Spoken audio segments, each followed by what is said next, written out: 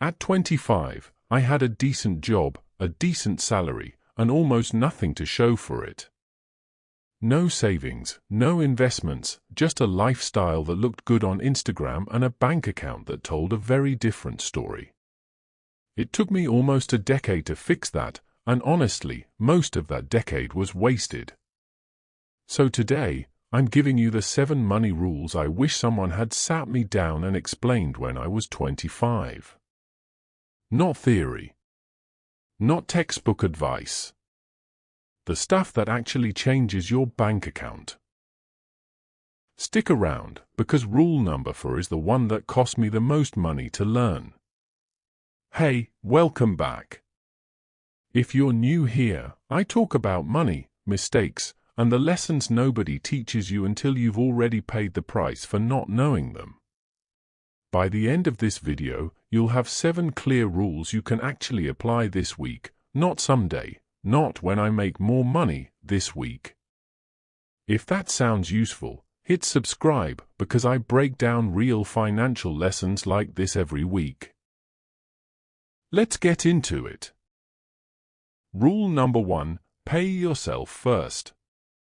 When I was 25, my system looked like this: paycheck comes in, bills get paid, rent gets paid, I go out with friends, I buy stuff I deserve because I worked hard that month, and whatever's left, if anything, goes into savings. Spoiler, there was never anything left. Here's the problem with that system: you're treating saving as an afterthought. Something optional. Something that only happens if everything else goes right. And life is unpredictable, so it almost never goes right. The fix is simple, but it's not easy: flip the order. The moment your paycheck lands, before you pay a single bill, before you buy a single coffee, move a percentage. I'd say start with 20% if you can, even 10% if that's all you can manage, straight into a separate savings or investment account.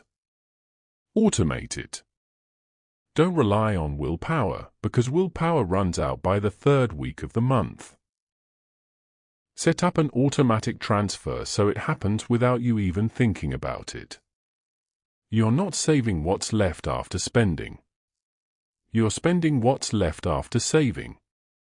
That one shift in order changed everything for me. It took me way too long to make it. Rule number 2, lifestyle inflation is a trap, and it's a sneaky one because it feels like progress. Here's what happened to me. I got a raise. Great, right? So I moved to a nicer apartment. Got a better car. Started eating out more because I can afford it now. Every time my income went up, my expenses went up right along with it. And here's the trap: my bank account balance looked exactly the same as it did before the raise. I was making more money and somehow still living paycheck to paycheck.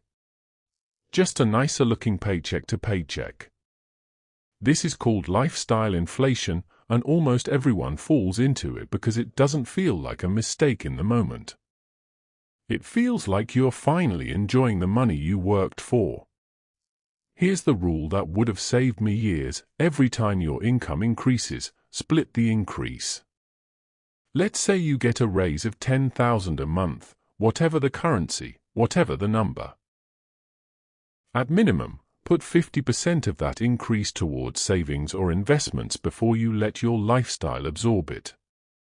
You still get to enjoy some of it, that's fair, you worked for it, but you're not letting all of it disappear into a slightly upgraded version of the same financial situation. Rule number 3, debt isn't always bad, but let's be honest, most of the debt people carry in their 20s isn't the good kind. There's a difference between debt that builds your future and debt that just funds your present. Good debt is something like a loan for education that increases your earning power, or a mortgage on a property that appreciates in value.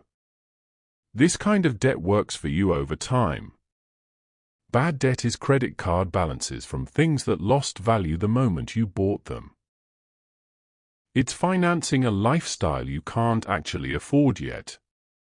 And the trap here is the interest. Bad debt doesn't just sit there, it grows, quietly, every single month you don't deal with it. I carried credit card debt for years in my 20s, telling myself I'd deal with it next month. Next month became next year. And the interest I paid on things I don't even remember buying anymore is honestly embarrassing to calculate.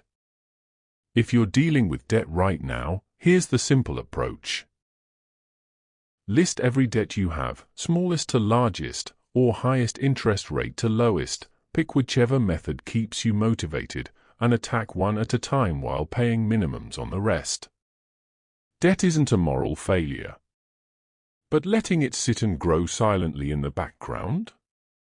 That's the mistake. And now, rule number 4, the one I mentioned at the beginning. This is the mistake that cost me the most, both in money and in time. Sesuaikan dengan cerita personal asli kamu, di sini saya kasih template yang bisa kamu isi. At 26, I made an investment decision purely out of fear of missing out. Everyone around me seemed to be making money in something, and I didn't want to be the one left behind. So I put in money I honestly couldn't afford to lose, without understanding what I was actually investing in. I lost a significant amount of it. Not because the concept of investing was wrong. Investing is one of the smartest things you can do with your money. We'll talk about that in Rule 5, but because I invested out of emotion instead of understanding. Here's the lesson.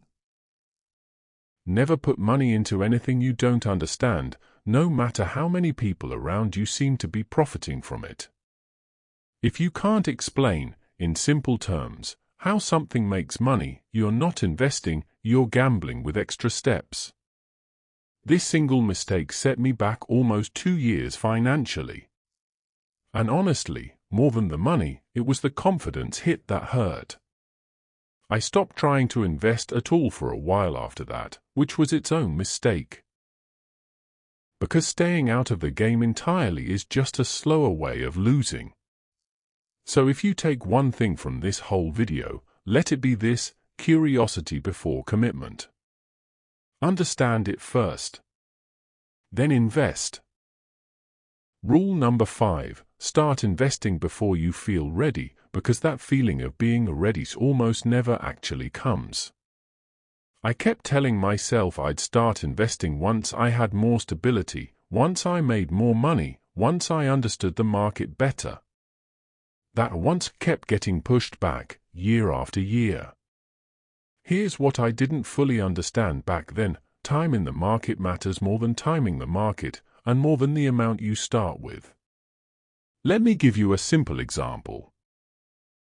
If you start investing $100 a month at 25 versus starting the exact same $100 a month at 35, assuming the same average return, the person who started at 25 doesn't just have 10 more years of contributions, they have 10 more years of compound growth on every single contribution. The gap by retirement age isn't double. It's often multiple times larger. You don't need a lot of money to start. You need to start.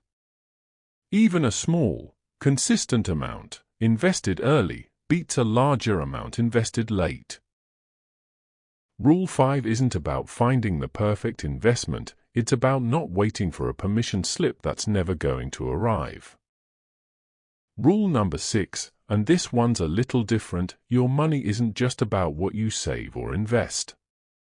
It's also about what you're capable of earning. I spent so much of my 20s focused only on cutting expenses: smaller coffee, cheaper apartment, fewer nights out, and while that matters, there's a limit to how much you can cut. There's no limit to how much you can grow your income. The best financial decision I made wasn't a savings account. It was investing time and sometimes money into learning skills that directly increased what I could earn. A course, a certification, even just deliberately getting better at my actual job. Your skills and your network are assets, just like stocks or property. Treat them that way. Ask yourself, what's one skill that, if I got better at it this year, would directly increase my income? Then go invest in that the same way you'd invest in a fund. And rule number 7, track everything, even when it's uncomfortable. Especially when it's uncomfortable. For years, I avoided actually looking at my full financial picture. I knew roughly how much I made. I had no real idea where it went. And I think, deep down, I avoided checking because I didn't want to face the answer. The day I finally sat down and tracked every single expense for a month, I was genuinely shocked. Small subscriptions I forgot about. Food delivery that added up to more than my rent in some months. Money just quietly leaking out in directions I never paid attention to. You cannot fix what you don't measure. It doesn't have to be complicated, a simple spreadsheet or a budgeting app works fine. The point isn't the tool. The point is facing the numbers honestly every single month, instead of guessing and hoping it's fine. All right, let's bring it all together. 7 rules. 1. Pay yourself first, automatically. 2. Watch out for lifestyle inflation every time your income grows. 3. Attack bad debt aggressively, and know the difference between debt that helps you and debt that hurts you. 4. Never invest in anything you don't understand, no matter how tempting the FOMO is. 5. You start investing now, even small amounts, because time matters more than the perfect entry point. 6. Invest in your skills and your network, because your income has more growth potential than your expenses have room to cut. And 7. Track everything, even when it's uncomfortable, because clarity is the first step to control. If I had to pick the one rule that would have changed the trajectory of my 20s the most, it's honestly Rule 5, starting to invest early, even with very little.